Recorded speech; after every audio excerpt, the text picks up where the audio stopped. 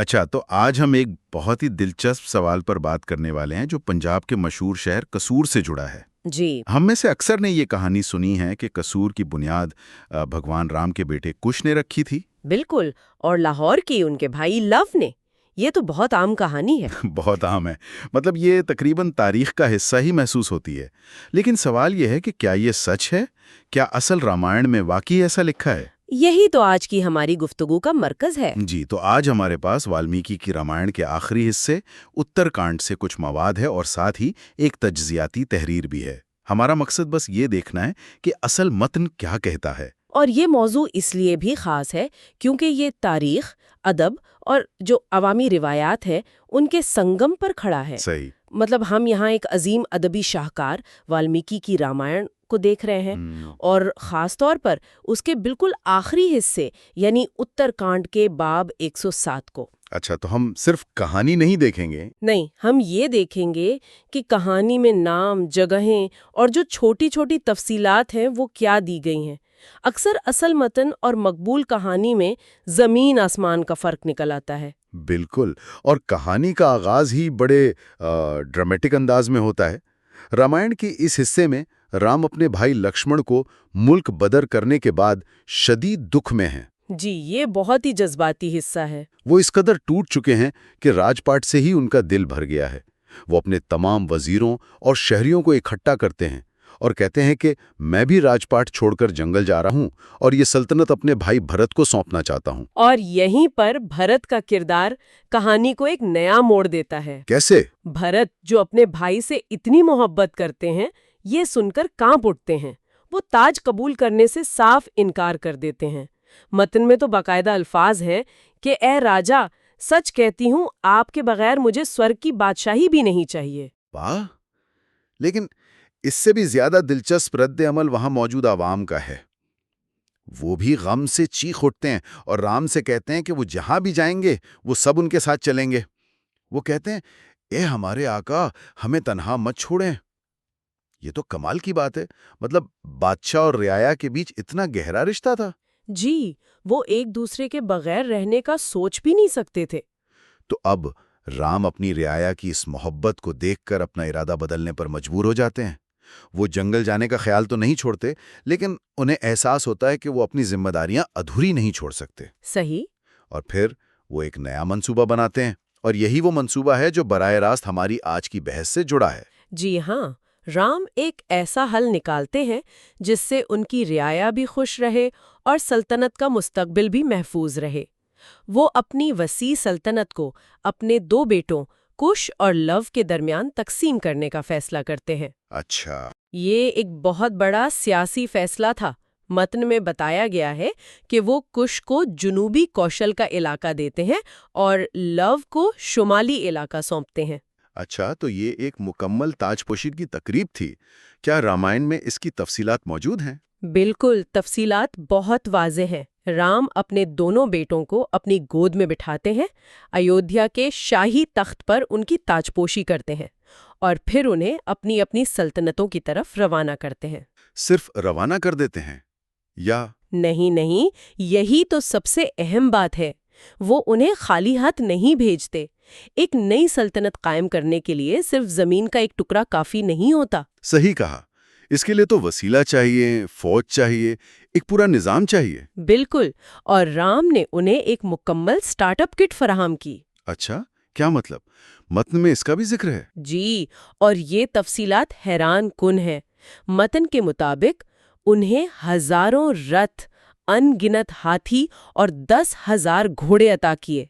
10,000 घोड़े? ये तो उस दौर की एक बहुत बड़ी और ताकतवर फौज होगी। बहुत बड़ी फौज। इसके अलावा बेशुमार जेवरात, सोने चांदी के खजाने और सबसे बढ़कर एक खुशहाल और सेहतमंद राया भी उनके साथ भेजी गईं ताकि वो शहर बसा सकें और हुकूमत चला सकें। यानी ये सिर्फ सल्तनत की तकसीम नहीं थी, बल्कि दो नई खुद मुख्तार रियासतों की बुनियाद रखी जा रही थी। बिल्कुल ऐसे। तो राम ने अपने बेटों को वसाइल, फौज और अवाम सब कुछ देकर रवाना कर दिया।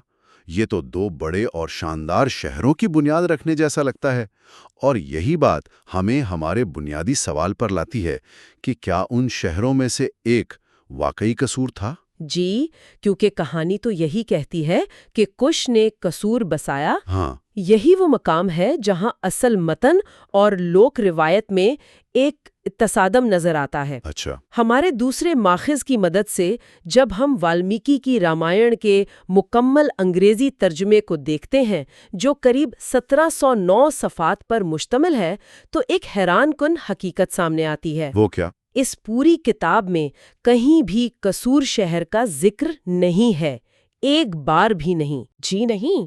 یہ تو بہت بڑی بات ہے۔ تو پھر کش نے کون سا شہر بسایا تھا؟ کیا متن میں اس کا کوئی نام بتایا گیا ہے؟ جی بالکل، اور نام بھی واضح طور پر دیا گیا ہے اور اس کا مقام بھی۔ اچھا، کیا نام ہے؟ متن میں لکھا ہے کہ رام نے اپنے بیٹے کش کے لیے وندھیا کے پہاڑوں کے دامن میں کشاوتی نامی ایک شہر قائم کیا تھا۔ کشاوتی؟ قصور نہیں؟ کشاوتی، نہ کہ قصور، اور اس کا مقام بھی آج کے پنجاب میں نہیں بلکہ وسطی ہندوستان کے وندھیا پہاڑی سلسلے کے قریب بتایا گیا ہے۔ یہ تو جغرافیائی طور پر قصور سے سینکڑوں میل دور ایک بالکل مختلف علاقہ ہے۔ بالکل مختلف۔ کشاوتی، اور وہ بھی وندھیا پہاڑوں کے پاس۔ یہ تو کہانی کو بالکل ہی الٹ دیتا ہے۔ تو کیا اس کا مطلب یہ ہے کہ جو بات ہم بچپن سے سنتے آئے ہیں اس کی بنیاد ہی غلط ہے؟ ایسا لگتا ہے۔ اس بات کو سمجھنے کے لیے شاید ہمیں رامائن کے ہجوم کو بھی دیکھنا ہوگا۔ جیسا کہ ہمارے ذرائع بتاتے ہیں، اس کا آڈیو بک ورژن کوئی 85 گھنٹے طویل ہے۔ جی، یہ کوئی چھوٹی کتاب نہیں ہے۔ تو یہ ساری تفصیلات، یعنی بیٹوں کو سلطنت دینے اور وہ کشاوتی شہر بسانے کا ذکر، یہ کتاب میں کہاں آتا ہے؟ یہ کتاب کے بالکل آخر میں تقریباً آخری گھنٹے کے دوران اتر کانڈ نامی حصے میں آتا ہے۔ اچھا، اور یہاں ایک اور دلچسپ بات یہ ہے کہ بہت سے ماہرین اور اسکالرز اتر کانڈ کو رامائن میں ایک بعد کا اضافہ مانتے ہیں۔ کیا مطلب؟ یعنی یہ اصل والمیکی کی لکھی ہوئی رامائن کا حصہ ہی نہ ہو؟ جی، یہ ممکن ہے کہ یہ کہانی کئی صدیوں بعد کسی اور نے لکھ کر اس میں شامل کر دی ہو۔ اچھا، تو یہ معاملہ اور پیچیدہ ہو گیا۔ یعنی ہم ایک ایسی کہانی کی بات کر رہے ہیں جو ایک عظیم کتاب کے آخری حصے میں ہے، جو خود ممکنہ طور پر بعد میں شامل کیا گیا، اور پھر وہ مقامی سطح پر آ کر ایک بالکل ہی نئی شکل اختیار کر لیتی ہے۔ جی، لیکن پھر سوال وہیں آ جاتا ہے کہ اگر متن میں کشوتی لکھا ہے تو قصور کی کہانی کہاں سے آئی؟ یہ ایک بہترین سوال ہے اور اس کا جواب انسانی نفسیات اور ثقافت کی تاریخ میں چھپا ہے۔ ہمارا تجزیاتی ماخذ اسی عمل پر روشنی ڈالتا ہے۔ اچھا، وہ کیا کہتا ہے؟ دیکھیں، ایسا اکثر ہوتا ہے کہ جب کوئی مقامی آبادی اپنی شناخت کو ایک عظیم اور قدیم ورثے سے جوڑنا چاہتی ہے تو وہ عظیم داستانوں کے کرداروں اور واقعات کو اپنے جغرافیہ سے منسلک کر لیتی ہے۔ اسے ہم ایک طرح سے ثقافتی ملکیت کہہ سکتے ہیں۔ مطلب اپنی تاریخ کو ایک بڑی کہانی سے جوڑنا۔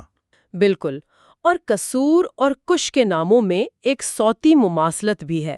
کش سے قصور کا بننا زبان کے سفر میں کوئی انوکھی بات نہیں۔ صحیح۔ وقت کے ساتھ ساتھ یہ کہانی نسل در نسل منتقل ہوتی رہی اور اتنی پختہ ہو گئی کہ لوگوں نے اسے ہی اصل حقیقت سمجھنا شروع کر دیا۔ یعنی یہ ایک طرح سے اپنی جڑوں کو ایک عظیم داستان سے جوڑنے کی کوشش ہے تاکہ مقامی تاریخ کو ایک بڑا کینوس مل سکے۔ یہ تو سمجھ میں آتا ہے، لیکن کیا لاہور کے بارے میں بھی یہی معاملہ ہے؟ کیونکہ لو اور لاہور کی کہانی بھی اتنی ہی مشہور ہے۔ جی، زیادہ تر ماہرین کا یہی خیال ہے کہ لاہور کی کہانی بھی اسی عمل کا نتیجہ ہے۔ اچھا؟ رامائن میں لو کے بسائے ہوئے شہر کا نام شراوتی یا لو پوری بتایا جاتا ہے، لیکن اس کا مقام بھی واضح طور پر آج کے لاہور کی جگہ پر بیان نہیں کیا گیا۔ تو یہ دونوں شہر لاہور اور قصور جو تاریخی طور پر اتنے اہم رہے ہیں، جی، دریائے راوی کے کنارے ان کی موجودگی نے انہیں صدیوں سے تجارت اور ثقافت کا مرکز بنائے رکھا ہے۔ یہ بالکل ممکن ہے کہ ان شہروں کے باسیوں نے اپنی اہمیت کو مزید بڑھانے کے لیے اپنی بنیاد کو رامائن کے عظیم ہیروز سے جوڑ دیا ہو۔ تو اس کا مطلب یہ ہوا کہ جو کہانی قصور کی بنیاد کے بارے میں مشہور ہے وہ ایک لوک روایت تو ہو سکتی ہے، ایک ثقافتی سچائی ہو سکتی ہے، لیکن والمیکی کے رامائن سے اس کی تصدیق نہیں ہوتی۔ بالکل. اصل متن ایک بالکل مختلف شہر اور مختلف مقام کی طرف اشارہ کرتا ہے. یہ لوک داستان اور ادبی متن کے درمیان ایک بہت واضح فرق ہے. لیکن کیا اس سے لوک داستان کی اہمیت کم ہو جاتی ہے؟ نہیں، ہرگز نہیں. یہاں یہ سمجھنا ضروری ہے کہ لوک داستان کو غلط یا جھوٹا کہنا مقصد نہیں ہے. لوک داستانیں کسی بھی ثقافت کی اجتماعی یادداشت اور خواہشات کا آئینہ دار ہوتی ہیں. صحیح. وہ ہمیں یہ بتاتی ہیں کہ لوگ اپنی تاریخ کو کس نظر سے دیکھتے ہیں اور اپنی شناخت کو کن کرداروں سے جوڑنا پسند کرتے ہیں. قصور کے لوگوں کے لیے کش کی کہانی ان کے شہر کو ایک افسانوی اور قدیم ماضی عطا کرتی ہے جو شاید تاریخی حقائق سے زیادہ طاقتور ہے. یہ واقعی ایک گہری بات ہے. تو آج کے اس تفصیلی جائزے کا خلاصہ یہ ہے کہ والمیکی کی رامائن میں رام اپنے بیٹوں کش اور لو کو سلطنتیں تو دیتے ہیں، انہیں وسائل بھی فراہم کرتے ہیں، لیکن اس میں قصور شہر کا کوئی ذکر نہیں. جی، متن کے مطابق کش کو ملنے والے شہر کا نام کشاوتی تھا اور وہ وندھیا کے پہاڑوں کے قریب یعنی وسطی ہندوستان میں واقع تھا. اس سے یہ واضح ہوتا ہے کہ قصور کی بنیاد کش کے ہاتھوں رکھے جانے کا تصور ایک بہت ہی مضبوط اور قدیم لوک روایت ہے، لیکن اس کی جڑیں اصل ادبی ماخذ میں نہیں ملتی. جی، اور یہ ہمیں سوچنے کے لیے ایک بہت ہی دلچسپ سوال کی طرف لے جاتا ہے. وہ کیا؟ کہ ایسی طاقتور کہانیاں مخصوص شہروں اور علاقوں سے کیسے جڑ جاتی ہیں، چاہے اصل متن میں ان کا ذکر نہ بھی ہو؟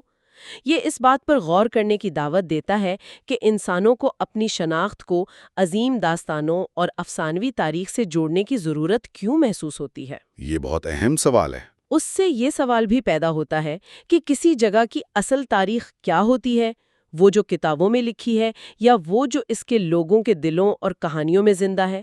شاید سچ ان دونوں کے درمیان کہیں موجود ہے.